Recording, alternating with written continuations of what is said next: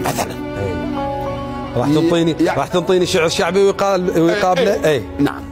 المتنبي هسه انت ذكرتها، يقول انا الذي نظر الاعمى الى ادبي واسمعت كلماتي من به صمموا. قمه الزهو. عريان السيد خلف يقول برد دم القصيده ولاذت بسد. برد يعني ماتت، الدم من يبرد؟ نعم. انت اسمي الموت يعني. يجيبون نعم. واحد للطبيب يبدو يشوفونه ميت لو عدل. نعم. اذا لقى جسمه بارد يعني ميت. نعم. لانه الدم متوقف. نعم. برد دم القصيده ولاذ حتى احييها. او مثلا سمير صبيح. نعم. يعني ينطي عقل ولسان للجماد. شلون؟ الشجر نعم. ما يتكلم. نعم. تمام. الطبر اللي نستخدمه لقطع الاشجار ايده تصير خشب. نعم. يقول هي خشبه الطبر فرقست شف حطاب لما شافته بالخشبه يطبر. نقرت شالتها الغيره على اختها. الله.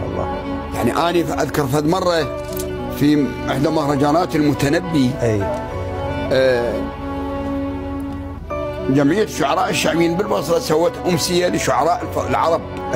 فصيح. نعم. على ضفاف لا والله بجيكور بيت السيار.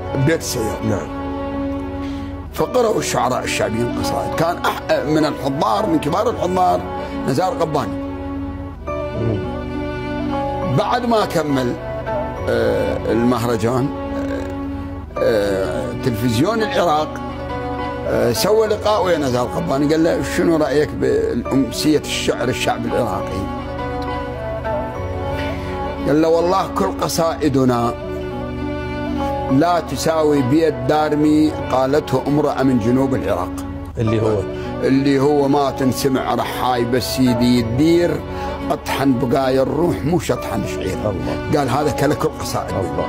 بينما كاتب عراقي ثاني يوم نزل موضوع بجريدة الجمهورية بالصفحة الأخيرة باسم مستعار يدين هاي الأمسية حفاظا على سلامة اللغة الأم. الله يرحمه، مات هو شاعر معروف كان.